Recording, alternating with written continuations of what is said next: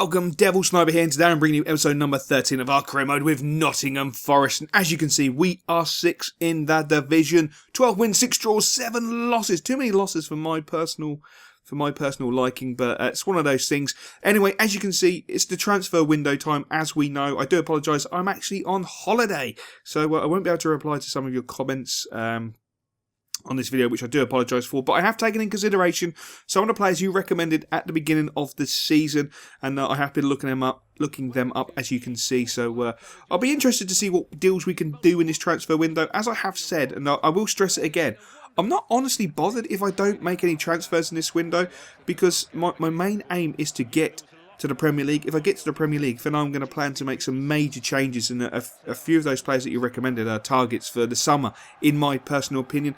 I sometimes feel that when you make too many changes to a career mode, it just ruins it. It doesn't make it as much fun. Hence why we've made some limited changes, to be honest, and that's the way I quite like it. But we're playing an away game to Bolton. You would have spotted one player, Quintero. Now, I'm not 100% sure if this is the Quintero who plays or did play for Santa Lugana. He's one of my favourite players from FIFA 13, to be honest. He's an absolute revelation. His skill moves, his work rates, absolutely brilliant player. But as you can see, we start off the game quite brightly, looking really, really good. Beautiful ball into Abdoun. Abdoun trying to break into that box, but what a tackle time to absolute perfection from Bolton, which is really frustrating. But again, Abdoun down that right hand side, he was playing out of his skin in this game. Looks to cut inside with a fake shot, doesn't get it quite right, and the left foot shot was just so weak. But unfortunately, we had to make a substitution. Abdoun actually hurt himself within that move. He was injured, so not really the best way to do a fake shot, because you can injure yourself. So hopefully he won't be out for too long, because he's playing really well this season, and he was playing on that right hand side, which normally plays on the left, and it was nice to see him being so versatile. But at half time, it was a 0-0 scoreline, and the game wasn't very exciting. It was very, very dogged. I just find it really difficult at times to break teams down on Legendary. That's just due to my inability to be a good FIFA player. I know I try to go through the middle, it doesn't work. I don't like doing too many crosses, and I'm just not good enough at the end of the day. It's that simple. So I do apologise for some of the content and my inability to play on Legendary. But as you can see, Bolton really, really were testing us, pushing us all away. They were very, very resilient. They were having that Dortmund-type-esque play style where they were closing down viciously. And we done really well to keep the ball away from our goal. But a nice cross there from Bolton. Unfortunately, it went to the back post and no one was there, which was really wasn't not a nice cross, but it was nice from my point of view, to be honest. But you can see they were just absolutely coming and coming and coming. And Darlow in the last minute just pulls off a world-class save. As per normal, the boy is just such a legend, an absolute legend. From the resulting corner, nothing came from it. The ball came out. It looked like it was going to have a ping, but the referee done me a favour and blew the full-time whistle, because it was just a god-awful game, if I'm totally honest. It was just an abysmal game. Didn't get anything flowing, didn't get anything going, and it was frustrating. But as you can see, Abdoun actually sprained his ankle. That will put him out for about 3 to 5 weeks, which is really unfortunate. And we're still going to have a crack at Gabriel Orbitan, just to see. I quite like the look of him. I don't think he's anything spectacular, don't get me wrong. But as I say, you know, he's on the transfer list, and we await your offer, which really interests me. And again, Darlow. Everyone loves a Darlow. Everyone wants a Darlow. Are they going to get a Darlow? No, don't be so silly. That's ridiculous. Now, Jamal Lascelles comes to me and says, Gaffer, I want to talk about my wage packet. I want some more cash in my back burner. Not a problem. I want to secure your signature. I want to make sure I have you for, obviously, the Premier League, even though he has got a 4-year contract. I'm not really fussed. I want to tie him down to the club. I really like him. And it is a shame that he has moved on to Newcastle, but he has been loaned back to Nottingham Forest in the real terms. But he's a great player. And I think they only got 3.5 million for the pair, Darlow and Lascelles, which I think is really, really cheap. I don't know how Newcastle managed to do that bit of business, but 3.5 million for the pair? You know, oh, sorry, each, I should say. So like a 7 million transfer for the pair. To me, it's just, wow. I'm actually gobsmacked. I don't know what you Forest fans think about that in the comment section below. Please let me know. I will be reading the comments when I get back off my holiday, but obviously won't reply because I'll be away. So, yeah. But I'll be interested to know what you actually think about it. I think that's a scandalous, and I think they should have got a lot more money. But as you can see, Craig Gardner wants 35G. 35G. So the 25 that I offered is just not good enough, which is really frustrating. And with Orbiton being on the transfer list, I'm just going to be cheeky and try and get him as cheap as bloody chips. As cheap as I physically can, and hopefully that will work out. We'll see what Newcastle come back with. No, Newcastle, they'll come back and insult me by saying they want 1.5 million or 2 million or some rubbish like that.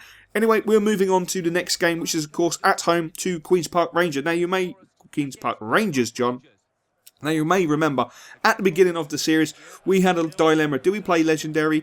We played the first 2 games on Legendary. We drew and lost, and then we played the next 2 games on World Class. And if you remember correctly, we thumped the living crap out of QPR. I think it was 4-0, 3-0 or 4-0, something like that. But I think Patterson scored an absolutely delightful chip. You bring the cookies, I'll bring the chocolate chips. It was a sensational left foot chip, and we took him to the sword, and that's why we put it onto Legendary. Do I regret that? In some ways, because I'd probably be sitting top of the table and we'd all be extremely happy with my ability on World Class. But on Legendary, I'm struggling, and I think it makes for a better series in my personal opinion, even though my passing in this game, or I should say, Lansbury's passing in this game was absolutely atrocious. Trying to pick out some magnificent passes, just not coming off, which was really frustrating. We did win ourselves a corner, a great header onto the woodwork. The ball just didn't want to go in.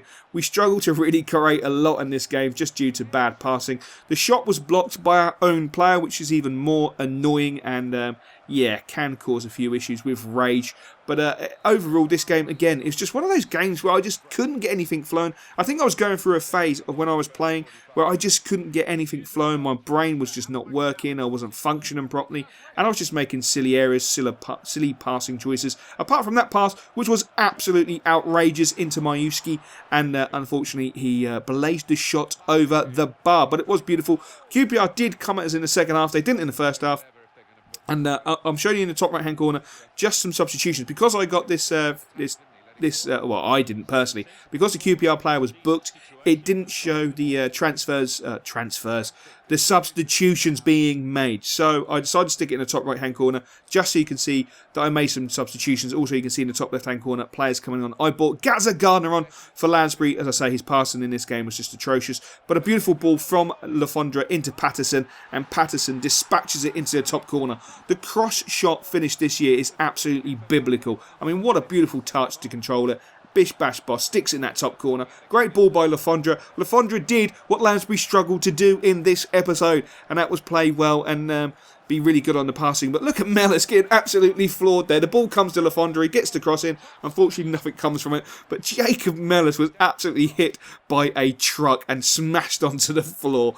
That was really quite amusing when it happened. But yes, we managed to win. So regardless of playing QPR on Legendary, regardless of playing QPR on World Class, 2 games, 5 goals, and none conceded against QPR is really quite, I think it's quite amazing personally, but there you go. Anyway, Lachelle comes back and says, no.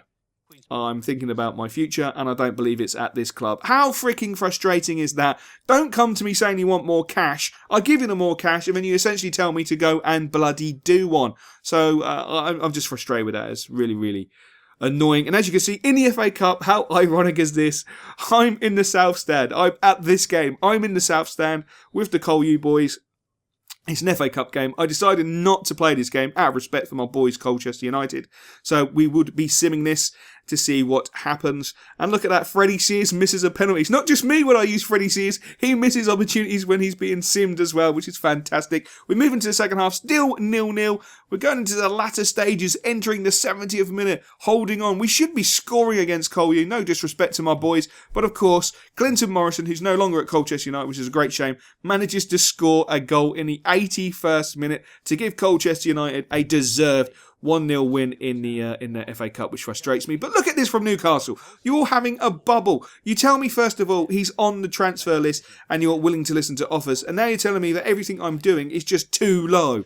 Really? Come on. You're now taking the absolute mick. He's worth 725 grand. You don't bloody want him. Just sell him to me. And there's the league table. As you can see, we're still in 6th. It's not looking too bad, but it's going to be a hell of a season. I used to dream about cars and things, about being a star and things.